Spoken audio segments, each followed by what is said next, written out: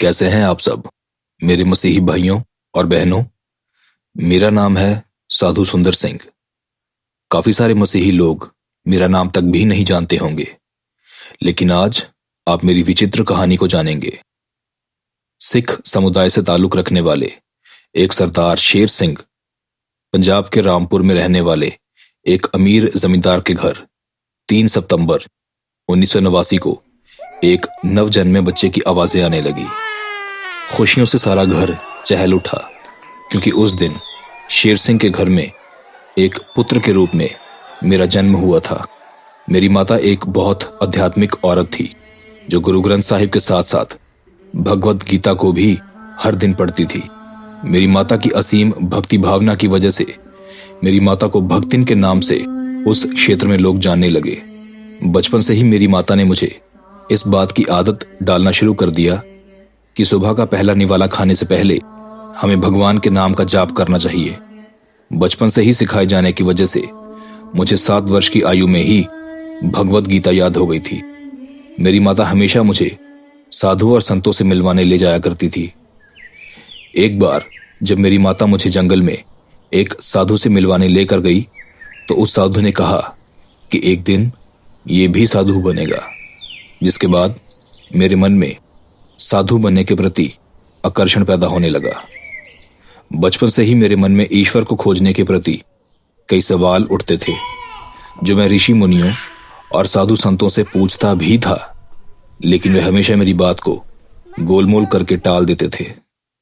मेरे पिता मुझे एक योग्य पुरुष बनाना चाहते थे, जिस वजह से अपने दोस्तों से सलाह मशवरा करने के बाद मेरे पिता ने मेरा दाखिला एक क्रिश्चियन स्कूल में करवा दिया, ताकि मुझे एक उच्च कोटि की पढ़ाई करवाई जा सके, जहां रोज सभी बच्चों को बाइबल को पढ़ना पड़ता था। लेकिन जब मैंने देखा कि बाइबल की बातें तो उन धर्म ग्रंथों से बिल्कुल अलग है जो मुझे बचपन से सिखाई जा रही हैं, तो मुझे इस पर गुस्सा आने लगा, क्योंकि मैं अपने धर्म से प्यार करता था। मेरी अध्यापिका के कहने पर भी मैं कभी बाइबल रीड नहीं करता था, और बढ़ती आग के गुस्से में मैंने और भी कई बच्चों को अपने साथ ले लिया और बाइबल का विरोध करने लगा। मेरे दिल में बाइबल के लिए इतना ज्यादा जहर भर गया कि बाजार में, रास्तों में और चौराहों पर अगर कोई मुझे मसीही प्रचारक दिखता, तो मैं अपने दोस्तों के साथ उस पर कीचड़ फेंकता और पत्थर मारता। जब मेरे मन की नफरत बहुत ज्यादा बढ़ गई, तो मैंने वह स्कूल छोड़ दिया और सोनवाल में एक दूसरे स्कूल में एडमिशन ले लिया। मुझे याद है, एक बार जब एक पादरी की छाया जब मुझ पर पड़ी, तो मैं अपने आप को शुद्ध करने के लिए 3 घंटे तक स्नान करता रहा। 14 वर्ष की आयु तक आते आते मेरी माता का देहांत हो चुका था। एक बार मैंने यीशु के लिए अपने दिमाग में नफरत, अशांति और घृणा को शांत करने के लिए अपने दोस्तों को इकट्ठा किया और एक एक करके नए नियम के सारे पन्ने फाड़कर आग में जला दिए। जो करते हुए मेरे पिता ने जब मुझे देखा, तो वह भाग कर आए और कहने लगे, सुंदर, ये क्या कर रहे हो? ये बिल्कुल गलत है। लेकिन मैंने तो सर उठाकर उनकी तरफ देखा तक नहीं। एक एक करके मेरे सारे दोस्त चले गए, लेकिन मैं एक एक करके बाइबल के हर पन्ने को जलाता गया। उस दिन के बाद मेरे अंदर अशांति मानो चरम सीमा पर पहुंच गई। 3 दिन तक मैंने ना कुछ खाया और ना ठीक से सो पाया। रात को मैं अकेला अपने अंदर की जंग और अशांति और आत्मिक बोझ के तले जब दबा हुआ था, तो मैंने कहा कि अगर मुझे शांति ना मिली, तो मैं सुबह की रेलगाड़ी के नीचे आकर आत्महत्या कर लूंगा। एक एक पल मेरे लिए मानो जिंदगी बोझ बन रही थी। मौत मुझे अपनी आगोश में लेने के लिए बाहें फैलाए तैयार खड़ी थी। लेकिन ये रात तो जैसे आज तक की सबसे लंबी रात बन गई थी। 3 बजे तक मैं अपने अंदर की जंग लड़ता रहा। फिर मैं उठा और स्नान करके ध्यान करने के लिए और भगवान से बात करने के लिए बैठ गया। मैंने कहा कि अगर सच में ईश्वर है, तो आज अपने आप को मुझ पर प्रकट करे और मुझे उद्धार का रास्ता दिखलाए, और मेरी आत्मा की प्यास को, बेचैनी को, अशांति को शांत करे। और साथ ही मैंने इस बात को भी और ज्यादा पक्के तौर पे ठान लिया कि अगर मेरी प्रार्थना का आज मुझे जवाब ना मिला, तो सुबह की 5 बजे वाली रेलगाड़ी के नीचे मैं अपने प्राण त्याग दूंगा। इसी प्रार्थना को करते करते सुबह के 4:30 हो गए। मुझे लगा कि अब कोई देवी या कोई देवता या बुद्धा प्रकट होंगे और मैं उस सच से मुखातिब होऊंगा जिस सत्य की खोज का निर्देश मुझे अपनी माता से मिला था। लेकिन मेरी आशा निराशा में बदल गई जब वह घड़ी नजदीक पहुंच गई जिसमें मुझे अपने प्राण त्यागने हैं। तो मैंने क्या देखा कि मेरे कमरे में अचंभित करने वाली एक रोशनी भर रही है। मैंने दरवाजा खोलकर देखा कि क्या यह रोशनी बाहर से आ रही है, लेकिन नहीं, बाहर तो घोर अंधकार था। जब मैं वापस अपने कमरे में आया तो रोशनी तेज और तेज होने लगी। ये देखकर मैं बहुत ही ज्यादा डर गया। डर के कारण मैं पसीने से लथपथ हो गया। जब वह रोशनी एक आकार लेने लगी तो तभी मैंने उस रोशनी में एक व्यक्ति का दर्शन देखा जो था यीशु मसीह।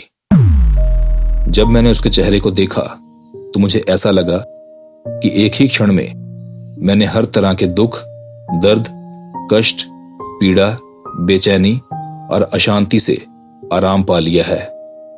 मैं उस आत्मिक सुख में ऐसा डूब गया कि जो दुनियावी भाषा में बयान करना नामुमकिन है। फिर यीशु ने मुझे अपने हाथ दिखलाए जिन पर कीलों के निशान थे। उसने मुझे कहा, सुंदर, तू मुझे क्यों सताता है? तू मुझे क्यों दुख देता है? देख, मैंने तेरे और सारे जगत के लिए अपना बलिदान दिया है। मेरा दिल जैसे किसी ने चीर दिया हो और मैं उसके कदमों पे गिर गया। मुझे ऐसा लग रहा था कि जैसे वक्त एक जगह पे रुक गया हो। एक एक पल में मैं जैसे 1000 वर्षों का आनंद महसूस कर रहा था। जब वह दर्शन पूरा हुआ तो मैं एक नया सुंदर सिंह बनकर हंसता हुआ जोश से उठा और भागकर अपने सोते हुए पिता को जगाया और कहने लगा, पिताजी, अब मैं एक मसीही हो गया हूं। मैंने यीशु को जान लिया है। मेरे पिता मुझे कहने लगे, तुम क्या बोल रहे हो? अभी 3 दिन पहले तो तुमने बाइबल को जलाया था।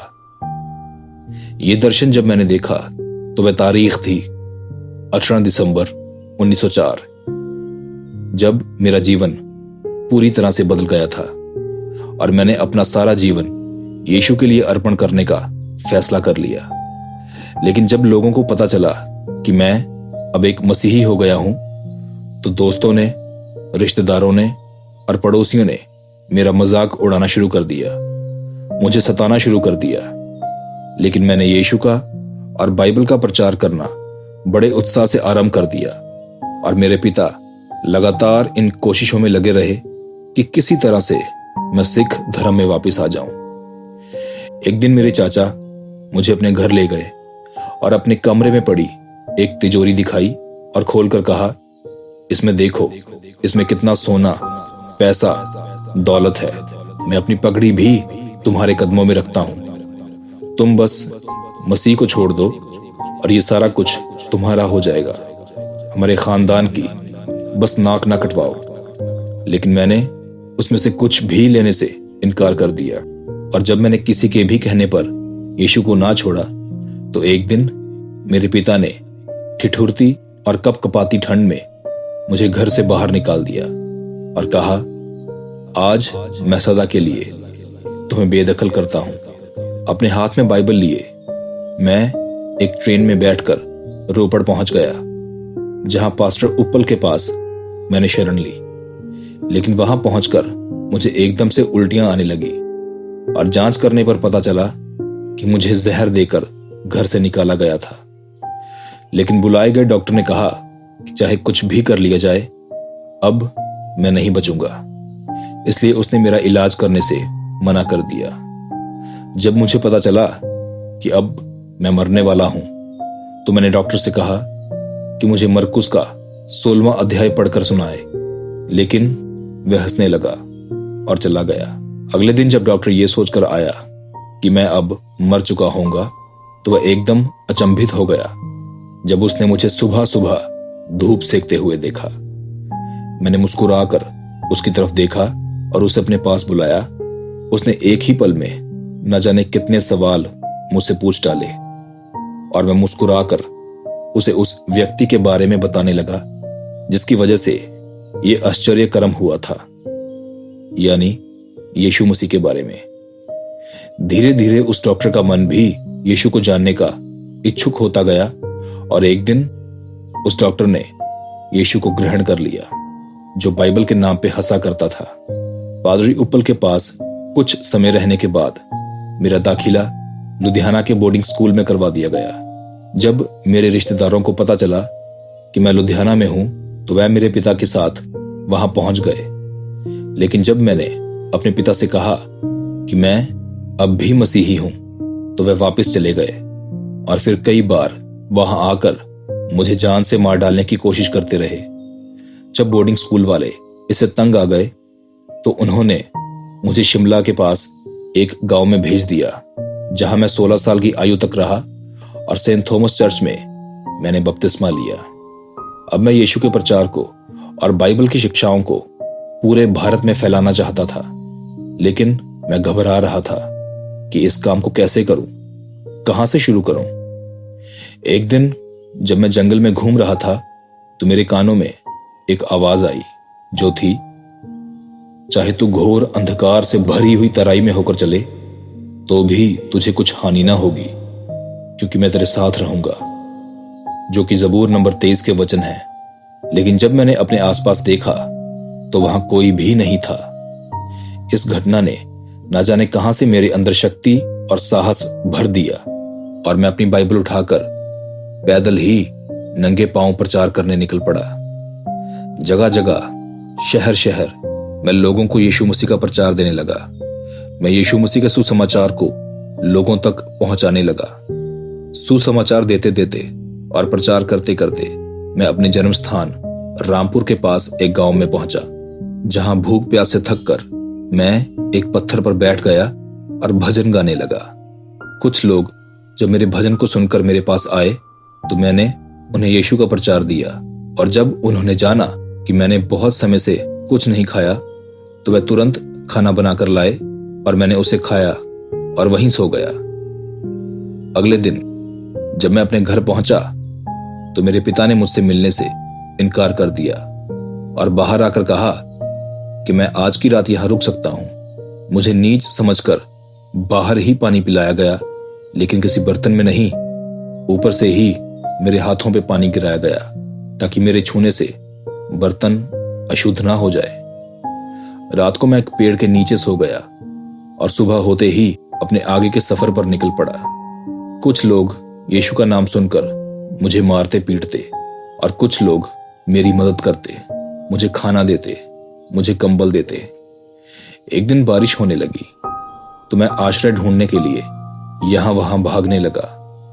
तभी मुझे एक झोपड़ी दिखी जो न जाने किसने बनाई थी। मैंने देखा कि वह झोपड़ी संपूर्ण तौर से खाली है, तो थका हुआ मैं उसी झोपड़ी में कंबल सरकाकर सो गया। सुबह जब मेरी आंख खुली तो मैंने देखा कि एक बड़ा सांप मेरे कंबल में सोया हुआ है। मैं तुरंत उठा और भागकर झोपड़ी से बाहर आ गया। मैंने घबराते हुए, दुआ करते हुए कहा कि हे यीशु, मेरी मदद कर।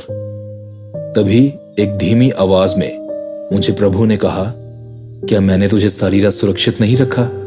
जा और अपना कंबल उठा। मैं गया और अपना कंबल उठाया और सांप वहां से चला गया।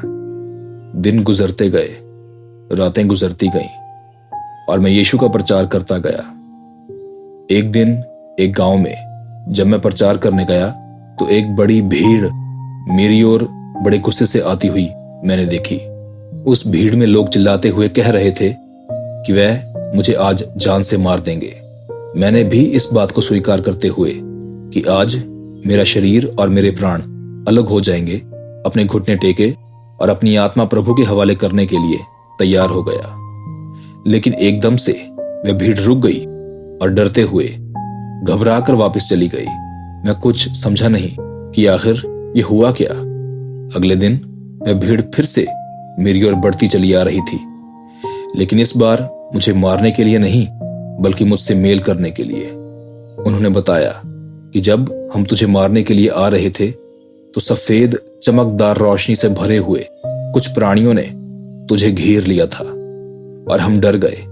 इसलिए अब तू हमें बता कि आखिर तू है कौन, और जिस यीशु का तू प्रचार करता है उसके बारे में भी हमें और सिखा, ताकि हम भी उसके अनुयायी हो जाएं। इसी तरह से प्रचार करते करते मैं अफगानिस्तान पहुंच गया।